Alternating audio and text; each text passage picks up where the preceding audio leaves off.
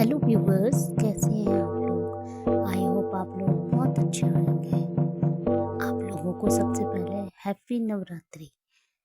नवरात्रि के शुभ अवसर पर आप लोगों के लिए लेकर आए हैं माता रानी के बहुत ही प्यारे सुंदर पिक्चर्स जो आप लोगों को बहुत ही पसंद आने वाले हैं।